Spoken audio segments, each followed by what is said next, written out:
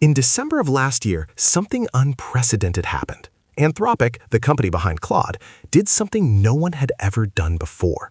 They asked tens of thousands of people around the world to sit down with an AI interviewer and answer one simple question.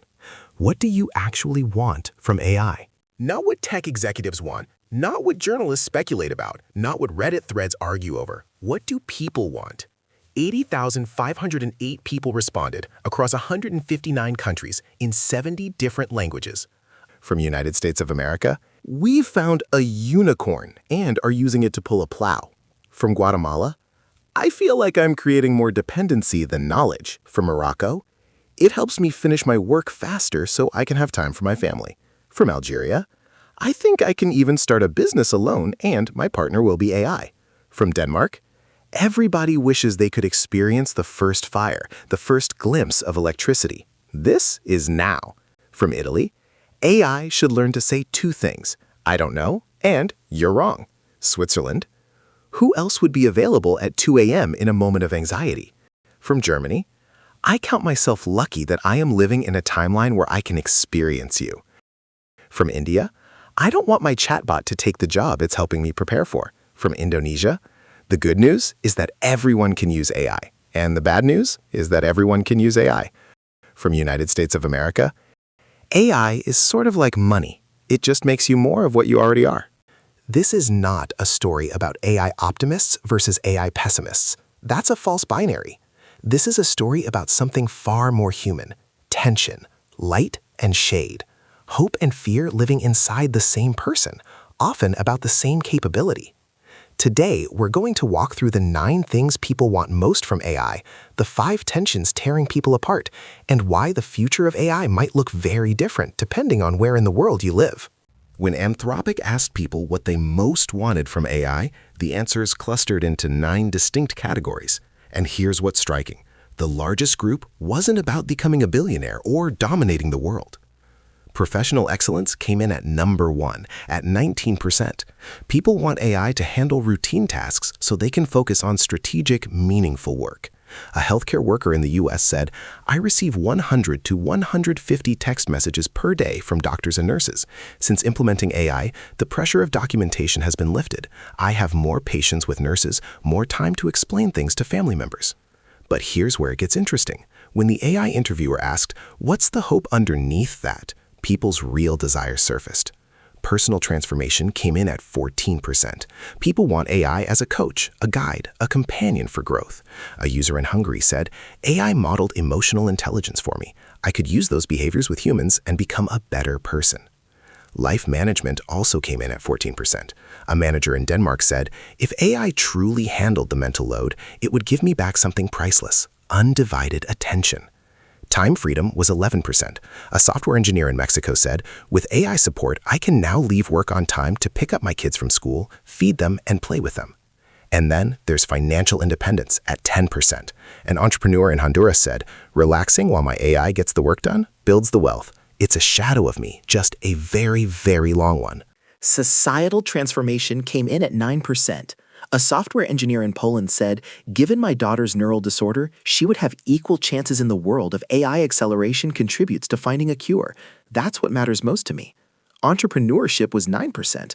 An entrepreneur in Cameroon said, I'm in a tech-disadvantaged country, and I can't afford many failures. With AI, I've reached professional level in cybersecurity, UX design, marketing, and project management simultaneously.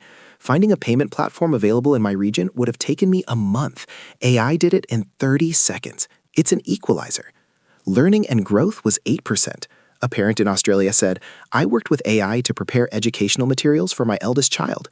We received my child's report yesterday. He was graded as either above or well above standard in every academic area he studies. And creative expression rounded it out at 6%. A software engineer in France said, before AI, my game took 3 years. I had to reduce my ambitions. Here's what ties all 9 categories together.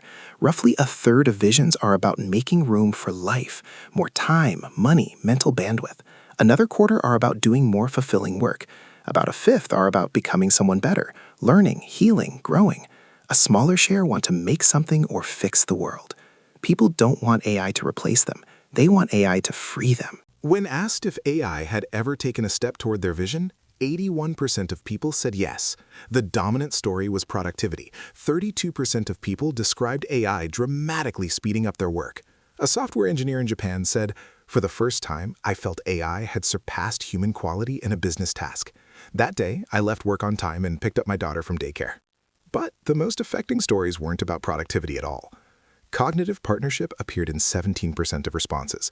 A healthcare worker living in a homeless shelter in the US said, "AI helped me brainstorm ways to brand myself for my digital marketing business.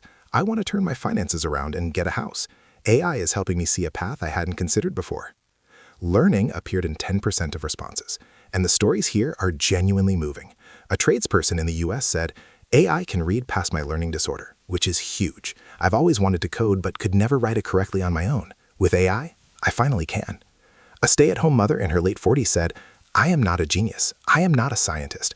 All of that knowledge should be out of reach, but thanks to curiosity, willingness, and resources such as books and AI, I can be all of those things." Technical accessibility appeared in 9% of responses. A user in South Korea said, "I wanted to make a meaningful product. In 3 weeks, I built a video editing program completely outside my field that helps people with hearing disabilities."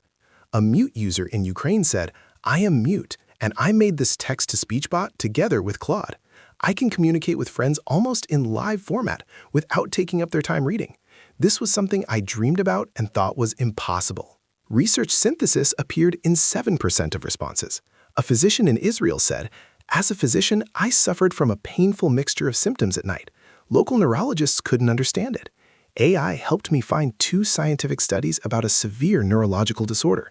Since then, my nights are peaceful." And emotional support appeared in 6% of responses. These were among the most affecting stories. A user in Argentina said, 3 a.m., my wife is sleeping. My psychologist is unavailable. Until the medication kicks in, the AI helps me surf that wave. It doesn't replace human contact, but it helps me buy some time. But perhaps the most haunting emotional support stories came from Ukraine. A soldier said, "In the most difficult moments, in moments when death breathed in my face, when dead people remained nearby, what pulled me back to life?" When you read 81,000 interviews, patterns emerge, and the pattern here is clear. People don't want AI to replace them. They want AI to free them, to give them more time with their children, to help them learn things they thought they were too dumb to understand, to navigate grief when no one else is there, to build businesses when traditional paths are closed.